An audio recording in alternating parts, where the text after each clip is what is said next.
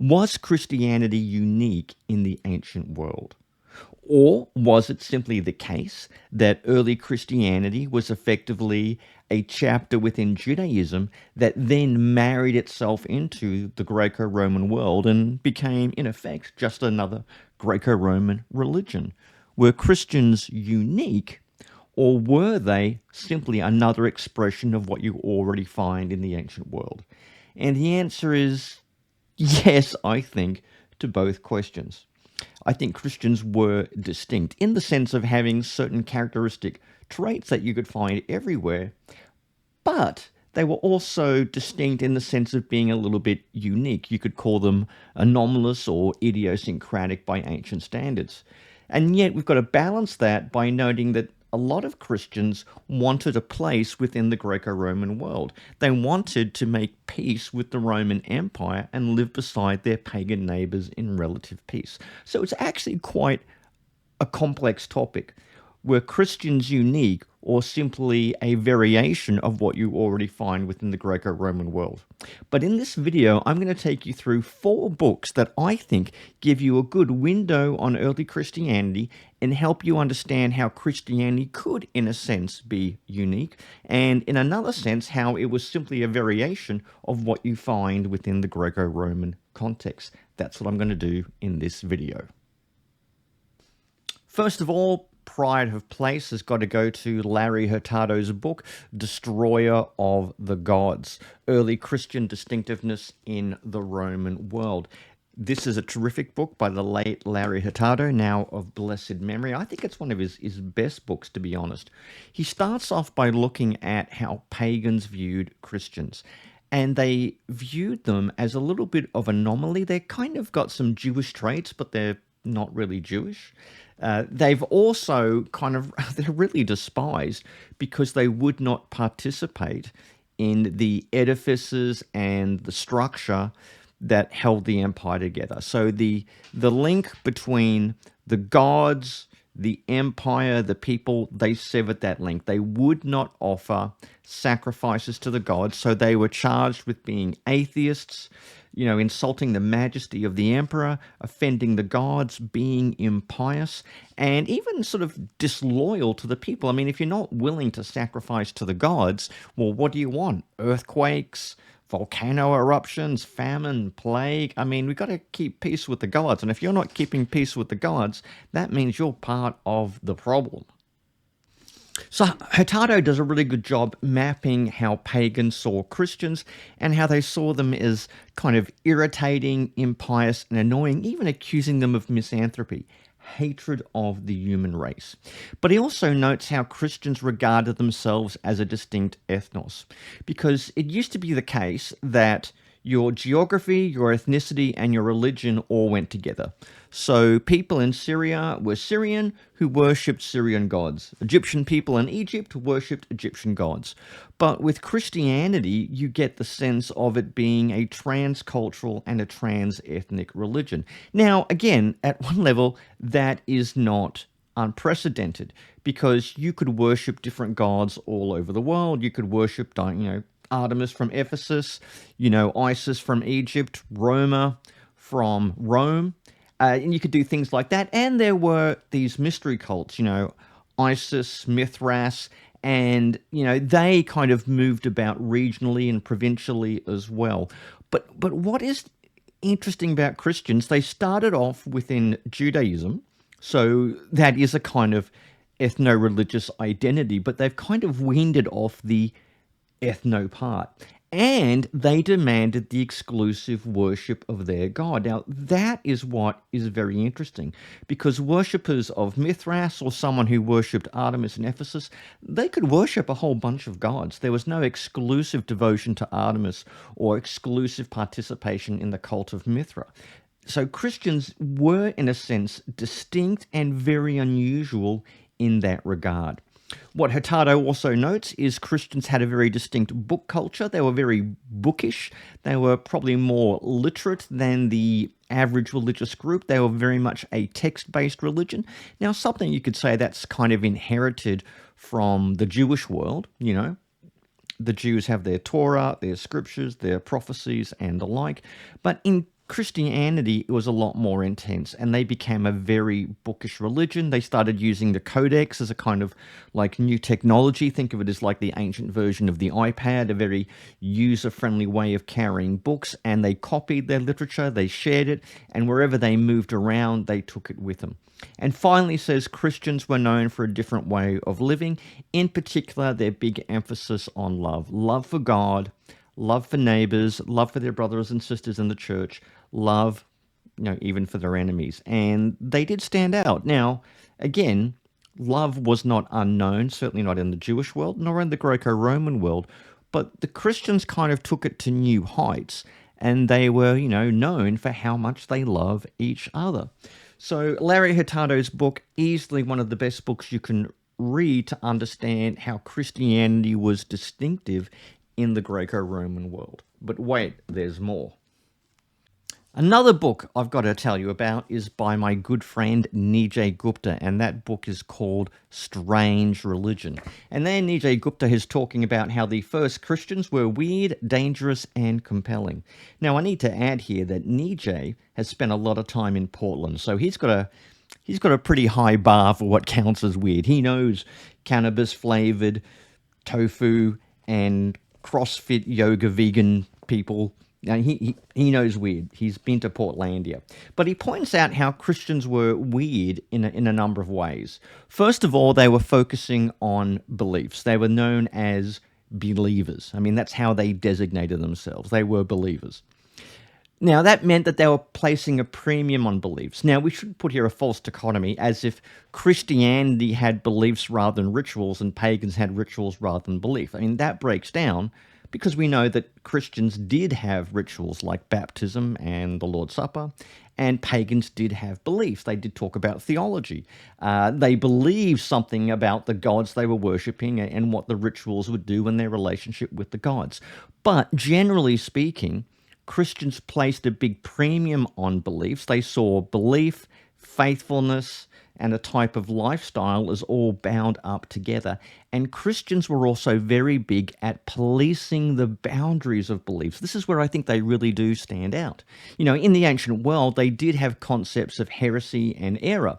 So if someone came from a certain philosophical school, Plato, Aristotle, Pythagoras, there could be a debate about who properly represented the teaching of the school's founder. So who's more Plato than thou? Or who's defected? Who's gone from Plato to Pythagoras, or from Pythagoras to the Cynics, or from the Cynics to the Stoics? There's those sorts of debates, even within Greco-Roman philosophy, about heresy and defection, and certainly within Judaism, you can also find some similar concepts of those who have placed themselves beyond the constituency of Judaism, whether that's the two powers heresy you get in the 2nd century, or people who just apostatize, people like Tiberius Alexander, who abandoned Judaism effectively to become a pagan. But Nijay is right. Belief, being a believer, does seem to be a interesting, unique and dynamic aspect of being Christians in the Greco-Roman world. The other thing that Nijay is really good on, and this is something I think comes out of his doctoral studies, he understands Christian worship and how that was different. So in the ancient world, you would have worship with temples, you would have priests, you would have prayers, rituals, and incense, and obviously sacrifices, goat, bull, sheep, whatever. Christians used the language of temple, but they didn't actually have physical temples. They used the language of sacrifice, but they didn't have actual sacrifices. So Christians were taking all this sort of cultic language, that's what we call it, for a temple cultus, and applying it to non-cultus stuff. Like they saw the church as a temple. They believed praise could be a sacrifice of worship. And that was unusual, so much so that some scholars have argued that Christians would have been perceived not as a religion doing religio with rites and rituals. They may have been perceived more as a type of philosophy or an association.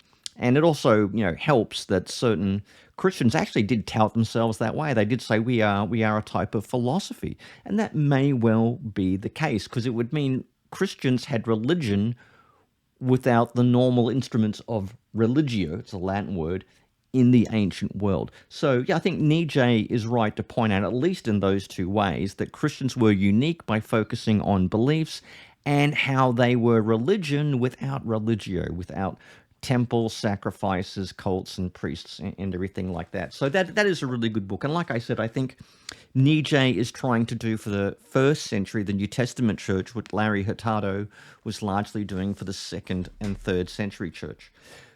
But what about how Christianity is similar to the Greco-Roman world? I mean, we've seen here with Hurtado and Gupta, they're looking at how Christians stood out, how they were different, how they were odd, enigmatic, even weird. But what about the Christians who maybe were fitting into the Greco-Roman world? Maybe they're even a little bit too comfortably. For example, let's take Paul's letter to the Corinthians. He's writing to the Christians in Corinth. The problem is, with the Christians in Corinth, they seem to be more Corinth than Christians. So they're adopting a lot of their old behaviors. They're doing the same sort of thing a lot of other people did in Corinth. Or even if you look someone that John the Seer writes to in the book of Revelation, now the 7 churches he writes to, some of the churches are being persecuted, but some have the opposite problem. They're lukewarm.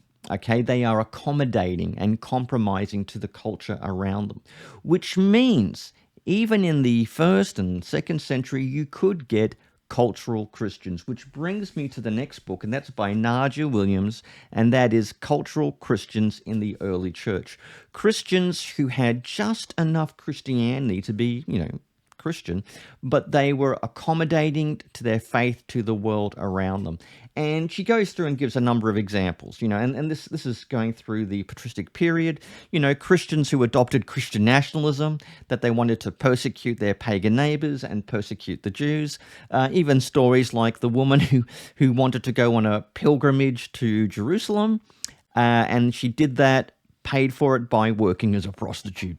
Okay, so you've got to remember, Christians did not spend all their time being Christian, and many of them were living just like other people in the world. They had the same moral conflicts, the moral ambiguities, the same of lapse of character you could find for any Christian in the age. I mean, she even talks about how Christians in the 4th century have basically turned Jerusalem into a kind of Christian theme park and had pilgrims going there for all kind of things. So this is a book that situates Christianity within the Greco-Roman world, and you can tell that Nadya's clearly got a degree in classics. She really knows her Greco-Roman sources well, and she shows how a lot of Christians kind of did compromise, kind of always weren't the putting the best foot forward when it comes to being examples of Christ. So that is a book. If you think cultural Christianity is a new thing, it's not. Read Nadya Williams' great book, and you'll learn a lot from that.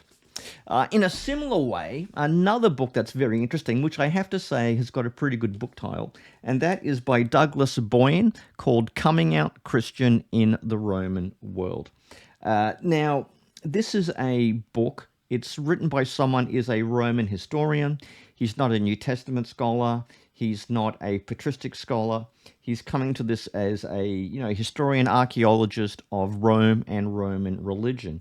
And what he points out is, for all the talk about Christians being distinctive, sometimes they weren't. A lot of Christians simply wanted to make a place in the world. So he gives the example, when the command came out, or the edict from various emperors, that Christians must offer sacrifices to the gods, there were a lot of Christians who said, fine, I guess I'll do it then. If that's what we're doing, yeah. If that's the price of having a place in the Greco-Roman world, I'll do it. Now, obviously, a lot didn't, and they were persecuted and martyred for their faith, but a lot of Christians said, yeah, I can live with that. I mean, it may not be ideal, but, that's what you got to do. Other Christians joined various associations. A lot of Christians served in the military. So someone like Tertullian can say, well, no, Christians should never serve in the military, but there actually was a lot of Christians who served in the military. And in fact, you even get some famous saints like, Saint Sebastian, or the famous Theban legion, a whole legion in Egypt converted to Christianity. And when he was found out about it, I think, from memory, they were persecuted and punished severely for it. And he also points out how Christians, for all their love ethics, all their, demand for freedom of worship, as soon as they got ascendant in power, particularly in the later 4th century, they began persecuting, you know, pagans, Jews, even other Christian groups. And that really is a lesson about how Christianity corrupts. He also exhibits a little bit of skepticism to the degree and the amount of persecution that Christians did experience. You know, I can kind of understand that. You've got to remember, Christians were not persecuted all the time, everywhere. Most persecutions were spasmodic and local, but, you know, even besides the big 4th century persecutions, there were some significant periods of persecution. We see that from the litters of Pliny in Bithynia in the early part of the 2nd century. Then you've got the martyrs of Lyon in the late 2nd century. And then in the early 3rd century, you've got a whole bunch of martyrdoms in North Africa, in Carthage, including Perpetua and Felicity. So, yeah, I mean, he's kind of right there. But the overall thesis of the book is how a lot of Christians wanted to fit in. And it wasn't always Jesus versus Caesar. They wanted to have a bit of Caesar and a bit of Jesus at the same time. So I do recommend that book. Finally, there's one other book I'll mention in passing, and that is Luke Timothy Johnson's book, Among the Gentiles. The premise of that book is that you can't understand how Christianity is different from the Greco-Roman world until you first understand how they are similar. And that is a basic idea I would commend to you. You can't think that Christians were unique and distinctive in everything they do. Some of the things they did obviously sounded, you know, very Jewish or a variation of Judaism, but other things they did may have sounded like standard religious fare in the Greco-Roman world. Even a movement that on the whole was unique is not necessarily unique in everything they do. So there you go. Those are the 4 or maybe 5 books I would recommend. If you want to understand how Christians fit into the Greco-Roman world, were they distinctive? Were they unique? Or were they just variations of well-known themes, motives, beliefs, and rituals that you could find anywhere? As I've tried to argue through these 4 books, it's, well, kind of a bit of both.